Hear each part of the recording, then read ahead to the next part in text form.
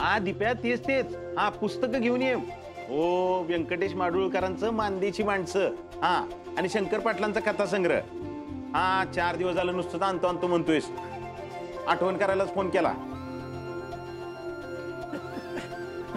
बापू काय ना तुमची वाचण्याची ओढ काय कमी होत नाही. अहो जे आवडतंय ती करत राहायचं आपण. हा तुम्हाला सांगतो आप्पीला बी वाचनाची लय आवड. हो पुस्तकं लय जवळची वाटायची तिला. खरंय अहो वाचनानंच तर शानपण येतं ना. खरंय तुमचं. पण विनायकराव न वाचताच असं आपसुक शानपण रुपालींकडनं कुठं यायला लागलंय या प्रश्नाचं काय उत्तर मिळणं झालंय बघा मला. म्हणजे अहो रुपालींमध्ये झालेला बदल जाणवत नाही तुम्हाला?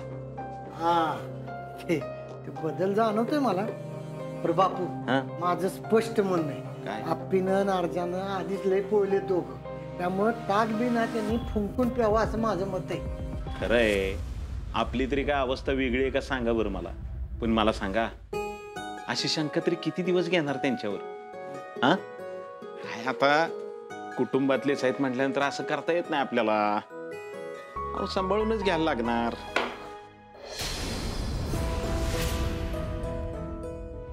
बापू विनू बाबा हे घ्या चहा.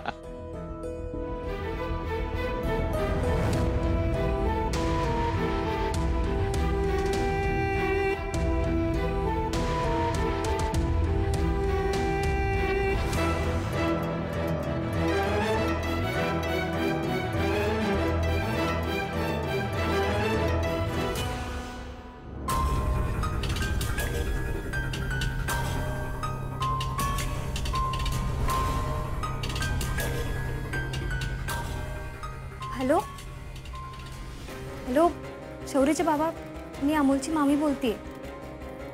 शौर्य आहे का? हो हो द्या ना. अरे शौर्य बाळा छोटे सरकार म्हणजे अमोल शाळेत पोहोचला का?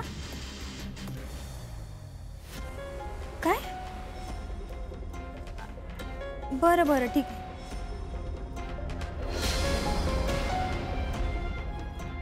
छोटे सरकार शाळेत नाहीत म्हणजे कुठे असतील ना याचा अंदाज आहे मला.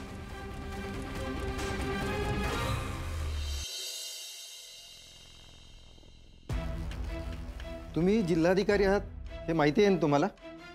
हो सर. असं असून देखील तुम्ही काल त्या शिक्षकाची धिंड काढली याचं स्पष्टीकरण देऊ शकताय तुम्ही आम्हाला? सर त्या शिक्षकाने अनेक मुलींचं शोषण केलंय आणि केलेल्या कृत्याचा त्या माणसाला अजिबातच पश्चाताप नव्हता. उलट तो त्या मुलींनाच खोटं ठरवत होता.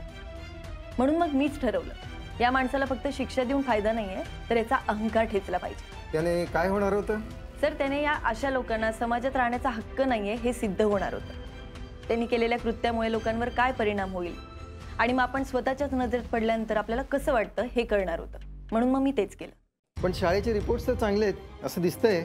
हो सर ती शाळा संस्थेची आहे. तिथे शिक्षकांची कायम बदली होत असते आणि आधी त्या शाळेचे रिपोर्ट चांगले असतील म्हणून आत्ताचं वातावरण तसंच असेल असं नाही ना होत सर. आणि मुळात शाळेचं नाव राखण्यासाठी तिथल्या शिक्षकांना हे सगळं खोटं असावं असंच वाटत होतं. तुम्ही कोणालाही न जुमानता त्या शिक्षकाची धिंड काढली याचा काहीच पश्चाताप होत नाही तुम्हाला? नाही सर कारण मी जे केलं ते गरजेचं होतं म्हणूनच केलं. गुड. पश्चाताप नसायलाच हवा कारण तुम्ही काहीही चुकीचं केलेलं नाहीये. सर हो पण एका गुन्हेगाराला शिक्षा देऊन वचक बसली तरीही या गोष्टी थांबणार नाहीत याचा अंदाज असेलच तुम्हाला. त्यामुळं तुम्ही मला मागे पाठवलेल्या योजनेवर काम करायला सुरुवात करा. Thank you sir. Thank you so much. मुलींच्या संरक्षणासाठी जी आम्ही योजना तयार करतोय त्याचे रिपोर्ट्स आहेतच आणि ग्राउंड लेवलला देखील ही योजना तितकीच प्रभावशाली ठरेल याची खात्री मी तुम्हाला देते. हीच अपेक्षा होती मला तुमच्याकडून. मी तुम्हाला या ठिकाणी जाब विचारायला नाही आलो तर मुलींच्या विरुद्ध घटना थांबवण्यासाठी मुलींना भयमुक्त वातावरण मिळावं यासाठी योजना राबवा हे सांगायला मी आलोय. Thank you sir. Thank you very much ह्या सपोर्टसाठी. ओके काही लागलं तर अवश्य सांगा आणि जोमाने कामाला लागा. Yes sir.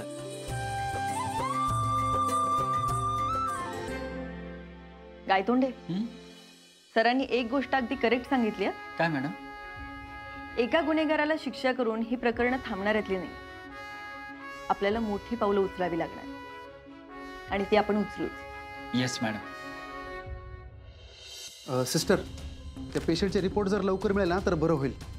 काय तुम्ही मागच्या वेळेस म्हणले की आज या, मग मी आज आलो. तुम्ही जर लवकर रिपोर्ट दिले ना तर आम्हाला त्याची ट्रीटमेंट सुरू करता येईल ना लवकर. हा बघतेच आहे. सापडली हे घ्या.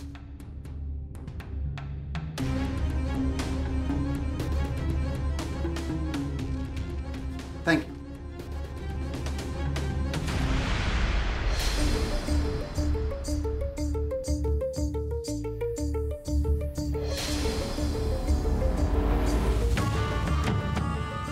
मी लावलेल्या सगळ्या फिल्डिंगचा बोऱ्या वाजला का काय?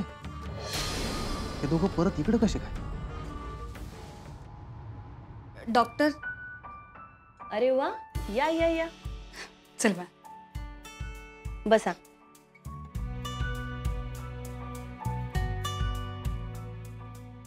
डॉक्टर, सकाळी आपलं फोनवर बोलणं झाल्याप्रमाणे मी अमोलला घेऊन आली. त्याच्यात ज्या काही टेस्ट असतील ना त्या प्लीज आजच करून घ्या ना. काय अमोल, कशी आहे तब्येत? एकदम ओके डॉक्टर. गुड. मामा,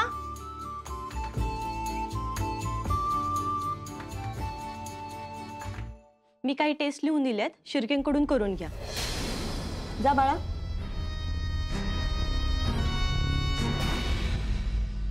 आता अमोलला परत चक्कर आलेली नाहीये तर त्याच्या वाचण्याचे चान्सेस आहेत ना? मॅडम, या केसेस फार नाजूक असतात, त्यामुळे अमोलच्या केसची चर्चा आपण बाकी स्पेशलिस्ट डॉक्टरांबरोबर केलेली आहे आणि आम्हाला सगळ्यांना असं वाटतंय की अमोल खूप नाजूक फेजमध्ये आहे. लेट बी पॉझिटिव्ह. असं नाही डॉक्टर, जे काय आहे ना ते तुम्ही स्पष्ट सांगा. अहो पण हे बघा डॉक्टर, तुम्ही जर असं कोड्यात बोलत राहिलात ना तर माझ्या जीवाला घोर लागून राहील.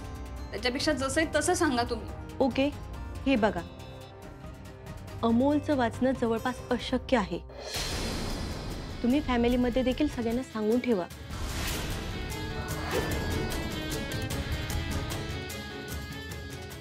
पण डॉक्टर, आता अमोल ठीक आहे ना? हे बघा, उपचार असो किंवा आजार, परिणाम आत्ता नाही दिसून येणार आणि मी तुम्हाला गॅरंटी देते की आपल्याकडे असलेले चांगल्यातले चांगले उपचार आपण अमोलसाठी करूया. यापेक्षा जास्त मी आता काहीच सांगू शकत नाही. तुम्ही प्लीज खचून जाऊ नका.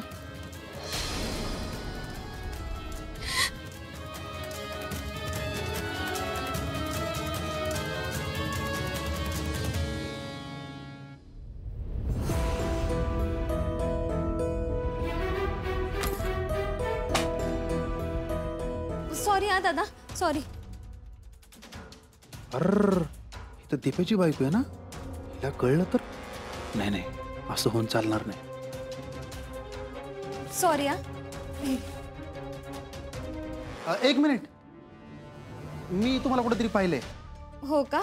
पण मी तुम्हाला नाही पाहिलेलं आहे. आता तुम्ही कशाला मला पाहताल? मी एक साधा वॉर्ड बॉय या दवाखान्यातला, पण तुमचा चेहरा चांगलाच ओळखीचा वाटतोय. तुम्ही टीव्हीत काम करता काय? म्हणजे तुम्ही हिरोईन वगैरे आहे काय? अहो, हिरोईन वगैरे नाही आहे. नाही, पण मी एकदा माणसाचा चेहरा बघितला ना की कधीच विसरत नाही, आणि बाई माणसाचा तर नाहीच नाही. मी तुम्हाला कुठेतरी बघितलंय पण मला आठवत नाही कुठं बघितलंय. तर तुम्ही ह्याच्या आधी कधी ह्या दवाखान्यात आलाय काय? हो, आले होते. हां, मग बरोबर आहे. कुणी आजारी आहे का तुमचं?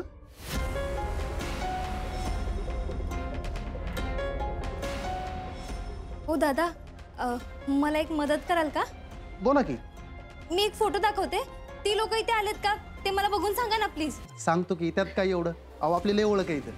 दाखवा फोटो. हे बघा.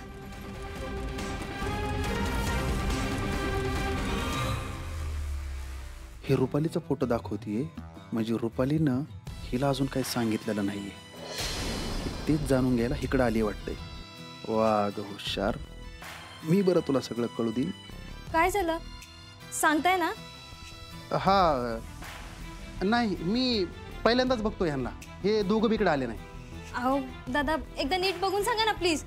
अहो मॅडम, सगळा डाटा फिक्स असतो इथं. मी या दोघांना पण नाही बघितलं. गॅरंटी देऊन सांगतो. तर लिहून देऊ काय? नाही नाही, या इकडे नाही आल्या. तर मग गेल्या कुठे? काही बोलला काय तुम्ही? नाही नाही, येते मी. या.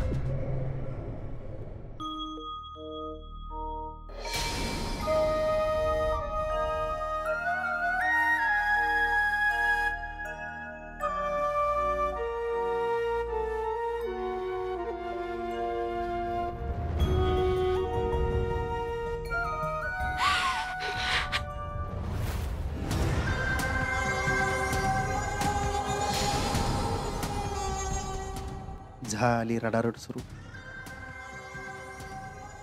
हिला तर सगळं कळलंय, म्हणजे अजून बाकी कोणाला काही कळलेलं नाही.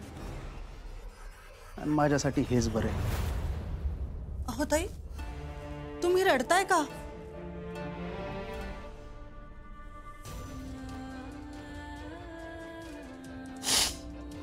अहो, माझा पुतण्या आहे ना अमोल, 7 वर्षाचा आहे हो. आणि एवढ्या लहान वयात त्याच्या मेंदूला गाठ झाली आहे. डॉक्टरांनी तर हातच झटकलेत. प्रयत्न करतो म्हणे, यश किती येईल सांगता येत नाही. अहो, असं रडून कसं चालेल सांगा बरं. आता तुमच्या कुटुंबाला आणि तुमच्या आजारी पुतण्याला तुमची गरज आहे.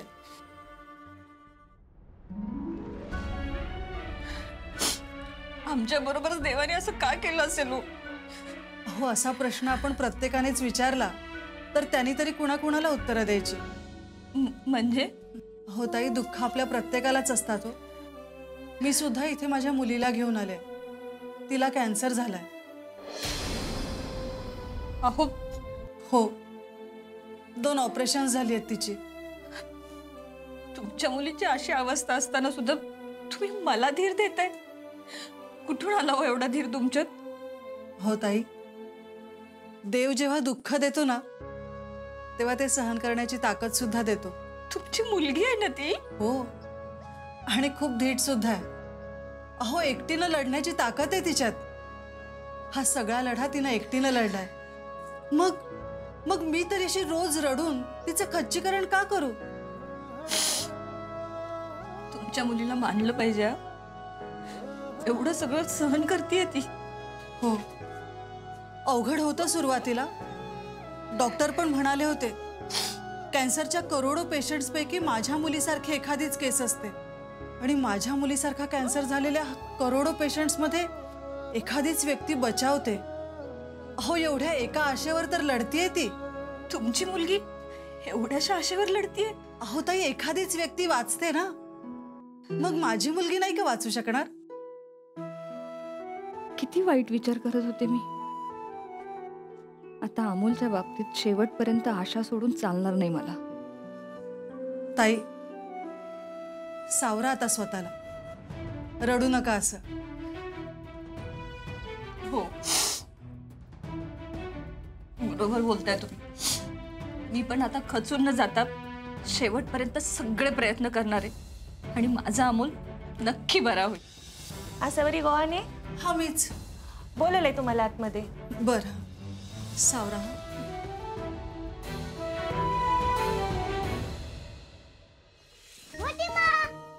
बोल बाळा, झाल्या तुझ्या टेस्ट? हो मोठीमा, डॉक्टर काय म्हणले? मी एकदम ओके आहे ना? हो, का नाही असणार तो ओके? आणि डॉक्टर काय म्हणाले माहितीये का? तू जर नीट उपचार घेतलेस ना तर अगदी ठणठणीत बरा होशील. खरंच मोठीमा? अगदी खरं बाळा. पण अमोल, हार मानायची नाही हं. आणि माझा अमोल कोण आहे? सिम्बा आहे, सिम्बा. आणि आमचा सिम्बा कधीच हार मानत नाही, हो ना? हो मोठीमा. मी माझ्या बाळाला काहीच नाही होऊ देणार. चला, जायचं का आता? हो. चला. कर की प्रयत्न. तुझ्या अमोलला झालेला खरा आजार तर मी आहे. मी त्याला वाचू देत नाही. एवढ्या लवकर कसं काय बरा होऊ देईन त्याला?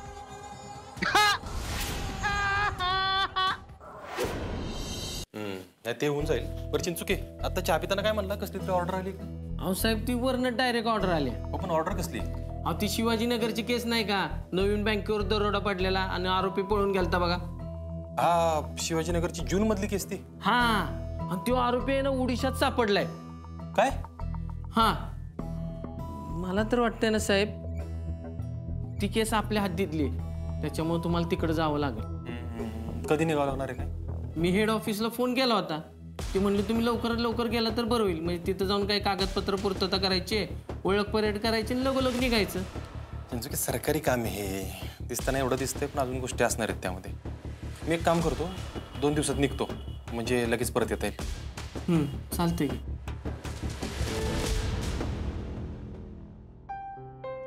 साहेब काय झालं?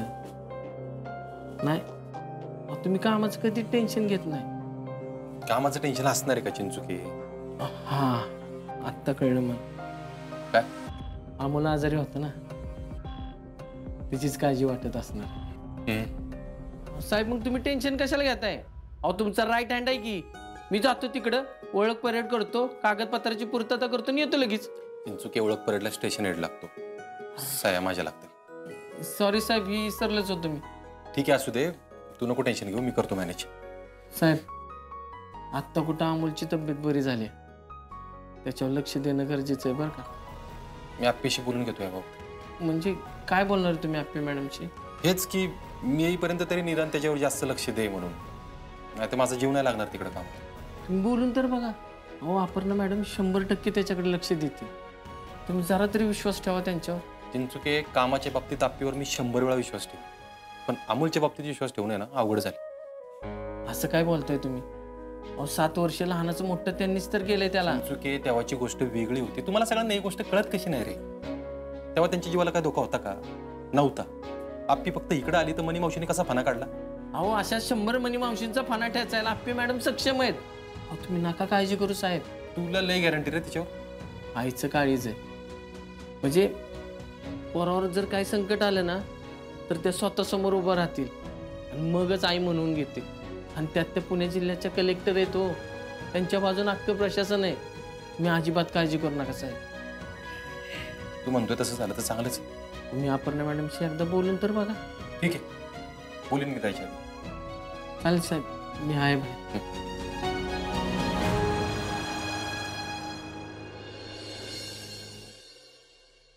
अमोल, आली तुझी शाळा.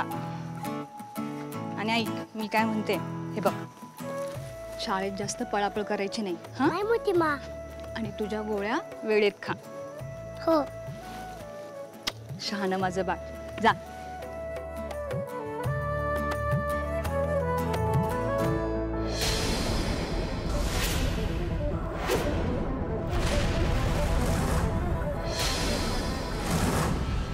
काय झालं रुपाली ते? मला असं इथं बघून आश्चर्य वाटलं का? नाही अगं, तसं काही नाही मोना. आज नाही, आज नाही रुपाली ते. आज मी तुमच्या इकडे ऐकून घ्यायला नाही आलेली आहे, त्यामुळे नेमकं तुमचं काय चाललंय ना ते मला खरं खरं सांगा. कशाबद्दल बोलतेस तू? उगाच येड्याचं पांघरून घेऊ नका रुपाली ते. तुम्हाला काय वाटलं? मला काहीच माहिती नाही. नक्की काय म्हणायचंय तुला? तुमच्या बदललेल्या वागण्याबद्दल बोलते मी रुपाली ताई. अहो इतके दिवस झाले छोटे सरकार वंचांच्या जरा जरी जवळ गेले की तुम्हाला इतका त्रास व्हायचा की तुमच्या तळपायाच्या आग मस्तकात जायची आणि वंच तुमचा पाण उतार करायच्या तरी तुम्ही त्यांना जुमानत नव्हता. आता तुम्ही स्वतः छोटे सरकारना त्याच्या माला भरवायला सांगताय. त्यात एवढं आश्चर्य वाटण्यासारखं काय आहे? मी तुम्हाला चांगलंच ओळखते आणि तुमचं हे असं वागणं ना अशक्य आहे, अशक्य. अगं मोना, जे काम 100 गोष्टी करून होत नाही ना, ते काम तुमच्या वागण्यात थोडा बदल घडवला ना सहज होतं. म्हणजे अमोलनी मला आई मानलेलं हवं, मग ते कसं का असेल. आता तूच बघ ना, मी जरा नीट वागायला लागले तर माझ्यावर कोणी बंधनच घालत नाही आता. अगं चांगलं वागून मी अमोल बरोबर फिरायला जाऊ शकते, त्याचा डबा करू शकते. लांब कशाला, आजच बघ, त्याला शाळेत सोडायला यायला मला कोणी अडवलं सुद्धा नाही. कळतंय का तुला? काही का असे ना, आपलं काम होणं हे महत्वाचं. वाह रुपाली ताई, काय डोकं लावलंय तुम्ही. आता तू बघच, काही दिवसात मला अमोल आई मानतोय की नाही. पण बरं झालं बाई, मला आत्ता तरी कळालं. नाहीतर आमच्या ह्यांना ना तुमच्यावर शंका आली होती. आणि तुम्हाला माहिती आहे का, आज त्यांनीच मला पाठवलं होतं तुमच्यावर नजर ठेवायला. काय म्हणजे दीपकने सांगितलं म्हणून तू इथं आलीस? हो रुपाली ताई. हे बघ मोना, दीपकला ह्यातलं काही कळू देऊ नकोस. हां, काही काय बोलताय? आणि मी का सांगेन त्यांना? आणि हे बघा, मी आहे तुमच्याबरोबर, तुम्ही काहीच काळजी करू नका. थँक्यू मोना. ठीक आहे, आता आपण निघायचं का? हां.